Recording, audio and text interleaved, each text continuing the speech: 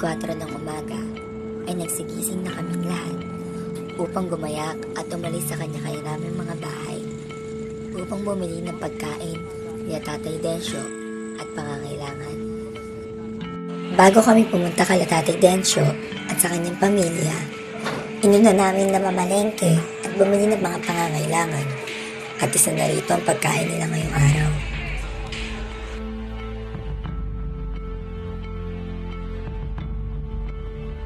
Dito ay nakarating na nga kami kay Tatay Densyo. Nais kong magluto na para makakain na kaming lahat. Kaya sinabi ko kaagad sa aking mga grupo na hugasan lahat ng mga gamit para tayo ay makapagluto na.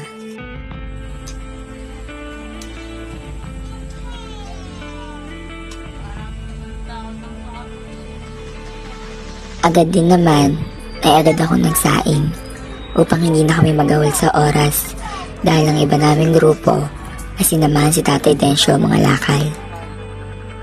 At habang busy ang lahat sa pagluluto at ang iba naman ay nangangalakal, minabuti at ninais ko na interviewin ko na si Nanay Aileen.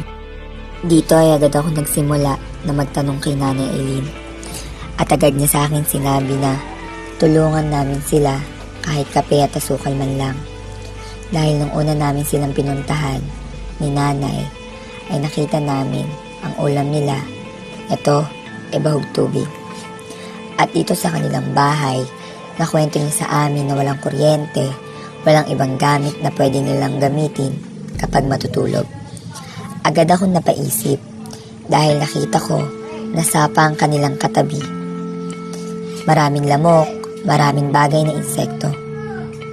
Tinanong ko si Nanay, Nay, ilan po ba silang magkakapatid at ilan po ba silang anak nyo? Sumagot si Nanay, ang sabi niya sa akin ay 6. Namatay ang isa. Dito ay kapag sabi niya ay naging emosyonal si Nanay.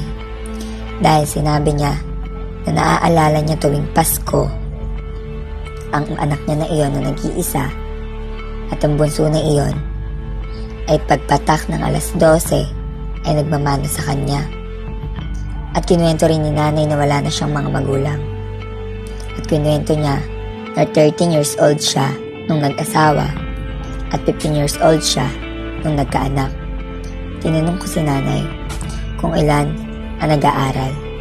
Sinabi niya ay 2. Sinabi rin sa akin ni Nanay na nahihirapan na siya magpaaral sa 2 niyang anak na 2 grade 1.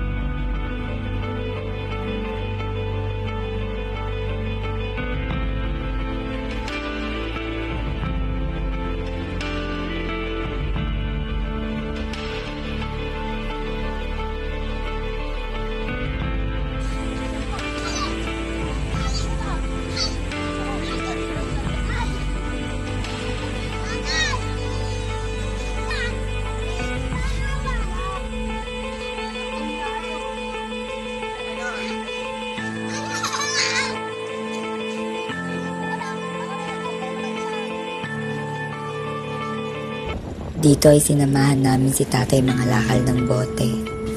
Akala ko nung una, madali lang. Akala ko nung una, ganun lang pala mga lakal. Ngunit hindi. Habang umaandar ang motor at habang gumugulong ang gulong, napapaisip ako na ganun pala kahirap mga lakal ng bote.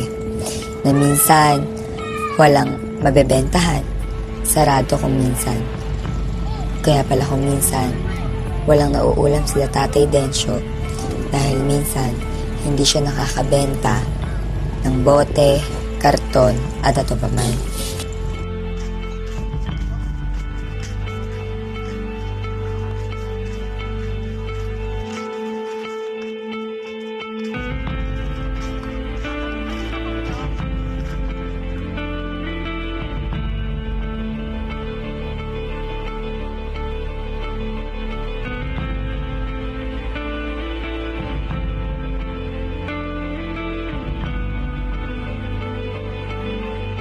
Dito ay sinubukan ko magpalaro.